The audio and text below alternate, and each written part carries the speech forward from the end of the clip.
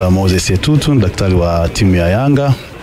Napenda tu kutoa taarifa fupi ya afya za wachezaji wetu na maendeleo ya kiafya ya wachezaji wetu tunapoelekea katika michezo hii yoko mbele yetu. Kwa bahati mbaya jana mchezaji mmoja ameweza kupata majeruhi wakati wa mechi, Prince Mpumelelo Dube, na majeruhi yake ni ya nyama za paja. Upande wa kushoto ameweza kuumia nyama za kwenye paja kutokana na ile alipokuwa akijaribu kuruka kupiga kichwa, bahati mbaya akawa amepata majeraha ya nyama za paja. Kwa assessment ya kwanza tuliweza kumfanyia tunasema ni hamstring strain. Ni zile nyama za paja zimevutika kwa kiasi kikubwa kiasi kwamba kuweza kusababisha hayo maumivu.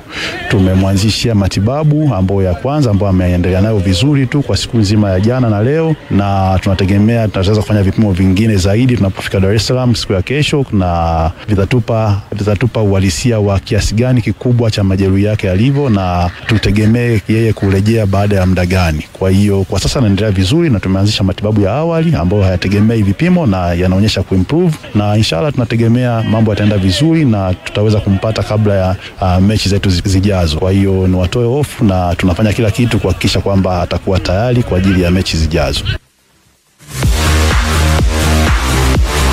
Haya ni Dr. huyo Moses Etutu ambaye ni Dr. wa kikosi cha wananchi Young Africans, akielezea hali za wachezaji katika kikosi hiko ambacho niliona majira ile ya saa 11 jioni wameanza safari kutokea Mbeya kuja Dar es Salaam, kwa maana kurejea hapa kwa ajili ya mechi yao inayofuata dhidi ya kikosi cha Dodoma Jiji. Na tukitazama kwa kawaida ni kuna fuatilia namna ambavyo wanaumia majeraha. Ripoti zao huwa zinasema wanapona baada ya wiki 2, lakini Dr. Moses amesema Prince anaweza kurejea hivi karibuni. Haiwezi kaleta athari kwa upande wake kwa sababu mechi zimesalia, ama mechi ya mwisho ya msimu inapigwa tarehe 29 na leo ni tarehe 19, siku 10 tu, na kwa wiki 2 bado hazijatimia. Kwanza ukizungumzia hamstring strain ambayo ameizungumzia yeye, maumivu ya nyama za paja za nyuma huwa zinakuwa zimegawanyika kwenye madaraja matatu. Okay. Daraja la kwanza, daraja la pili, daraja la tatu. Daraja la kwanza inakuwa mchezaji amechanika lakini kidogo haijapelekea, huwa wanaita kama machozi kutokea kule kwenye misuli. Maana mchezaji kule kuchanika hajachanika sana. Hii inaweza kachukua wiki moja mpaka wiki 2 mchezaji anaweza kapona. Na hii pia ina depend pia na yeye mwenyewe mchezaji hali yake jinsi ambavyo ipo. Kwa sababu unajua binadamu tupo tofauti. Kwa hiyo unaweza kukuta huu muda wa madaktari wameuweka wiki moja mpaka wiki 2, inawezekana within wiki moja akawa amepona, hata within 4 days mpaka 5 days inawezekana akawa amepona. Okay. Kama itakuwa hajachanika sana. Ya pili ambayo ni daraja la pili, hii ina depend na mchezaji mwenyewe. Inawezekana sasa inakuwa huu mchaniko unakomuongezeka kidogo kutokea pale ambapo tunazungumza kwenye daraja la kwanza, ambapo hapa sasa huwa inachukua wiki 2 mpaka 3, sometimes mpaka wiki 4 kwa mchezaji huyu kupona. Daraja la tatu ambalo ndo daraja baya zaidi, hapa ni pale ambapo mchezaji misuli ya nyama za paja inakuwa imechanika kabisa, ambapo sometimes hii huwa inapelekea mchezaji mpaka akafanywa upasuaji. Kama tunakumbuka juzi tu hapo alipata injury mchezaji wa Chelsea Nicholas Jackson, mpaka ilimpelekea kwenda kufanywa upasuaji. Unakuta mchezaji nyama za paja zimechanika kabisa. Sasa hii huwa inachukua muda mrefu sana. Hii mchezaji anaweza kukaa nje zaidi ya miezi 3, 4 depending tu na namna gani ambavyo ataanza ku recover. Kwa jinsi ambavyo nimemsikia akizungumza, inavyoonyesha ni kwamba hilo jeraha ambalo amelipata Prince inawezekana ikawa ni kwenye hili daraja la pili na anazungumza daraja la tatu, kutokana tu na sababu yeye ni daktari. Kwa ripoti ambayo ameitoa yeye, kwa jinsi ambavyo nimemsikiliza, inawezekana ikawa ina range hapo kwenye daraja la pili, daraja la tatu.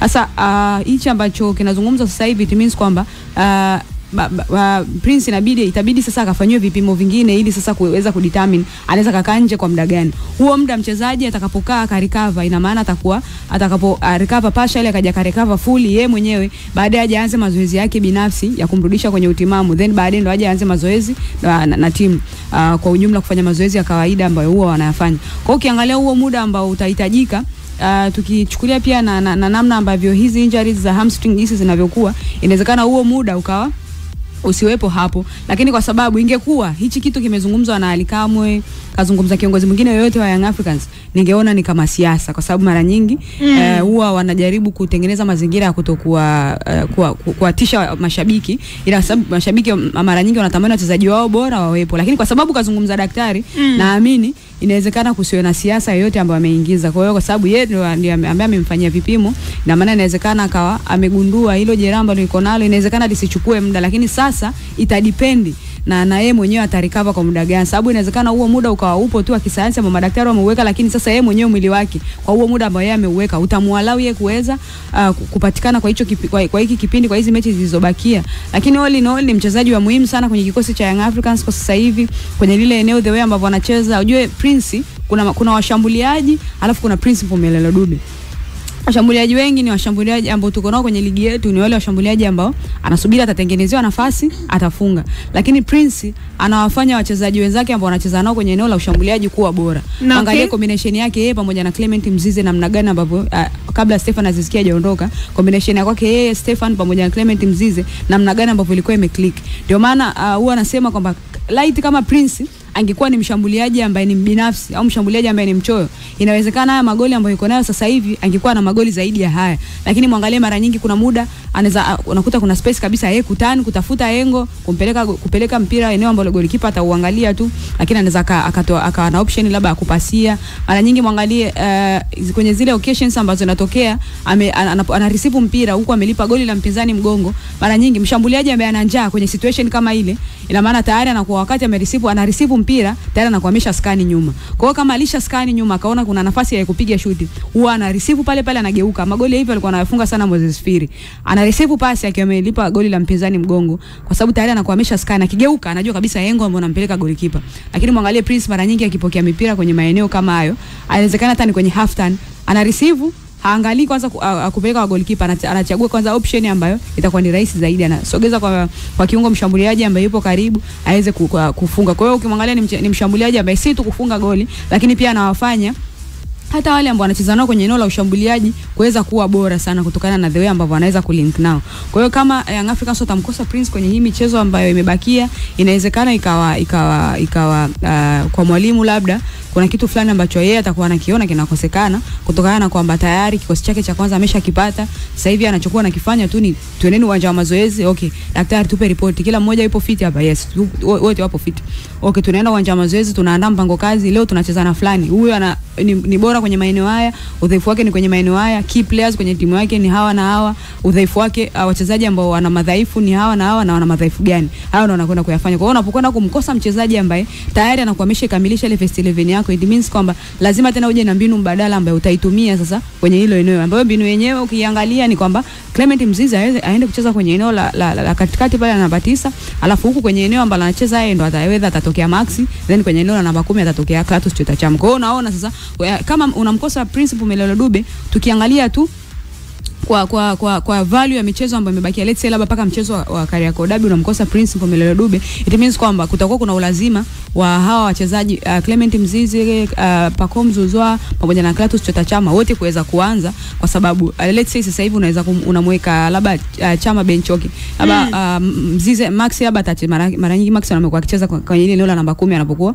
amekosekana labda Azizi au Chama, then kwenye eneo lile la winga wa kushoto anacheza nani ambaye ukimwangalia Young Africans inawezekana kawa na hiyo quality ya kuweza kucheza kwenye eneo hilo. Kwa hiyo na maana kumkosa Prince itapelekea sasa itapelekea sasa ulazima wa mtu kama Clatous Chota Chama kuweza kuanza kwenye mchezo. Inawezekana mwalimu hapendi kumwanzisha au hapendi kumtumia, inawezekana yeye ana sababu zake, lakini sasa itabidi atengeneze mpango kazi ambao timu itaweza kucheza kulingana na madhaifu ya huyo mchezaji ambaye mara nyingi hapendi kumtumia kwenye kikosi. Kwa hiyo tusubiri, kwa sababu na kukosekana kwake pengine pale katika safu ya ushambuliaji, tukianza katika eneo la winga na eneo la viungo na anayesimama kama namba 9, safu iweje kuhakikisha kwa maana hii combination inakuwa ni nzuri na kuwapatia faida katika mechi zilizosalia. Na ndio hicho nilichokisema kwamba kwa sababu Prince anapokuwa anapatikana, Mzize anakuwa anatokea kushoto, Pacome anakuwa anatokea kulia, then kwenye eneo la namba 10 pale whether atacheza Maxi ama kipindi kile kwa Stefan Aziz, kwa sababu mara nyingi Chama hakuwa ni first option kwenye kikosi. Kwa hiyo kama unamkosa Principal Melelo Dube, ukiangalia kwenye kikosi cha Young Africans, kwa nini ujiriski kucheza na false 9? Kwa sababu unapocheza na false 9 kuna advantages zake na limitations zake. Na ukiangalia kwenye kundi la wachezaji wa Young Africans, ni nani ambaye unaweza kugarantii kucheza naye kama false 9? Na huyo mchezaji inawezekana let's say labda anacheza na Pacome as a false 9. Huko kwenye eneo lake naye anakwenda kucheza. Kwa hiyo kwa sababu sasa hivi tayari umeshamkosa Stefan Aziz Ki, na maana kuna limitation ya wachezaji ambao uko nao kwenye eneo hilo. Kwa hiyo itabidi sasa huyu Clement Mzize ambaye mara nyingi amekuwa akicheza kama mshambuliaji anayetokea pembeni ndo aje acheze hapa kwenye ile eneo la namba 9. Na ni eneo ambalo pia wakati anaanza kucheza wakati anaanza kumuona kwa mara ya kwanza Clement Mzize akiwa anacheza na baadhi ya games ambazo amekuwa akicheza kabla ya kuanza kubadilishwa majukumu, inawezekana tu ni kutokana na kwamba wakati anaanza kuingiza kwenye kikosi cha Young Africans cha kwanza, kulikuwa kuna watu ambao walikuwa wanacheza vizuri zaidi kwenye eneo hilo. Kwa hiyo inabidi atoke pembeni. Kwa hiyo qualities za kucheza as a number 9 yuko nazo, atacheza kwenye eneo hilo.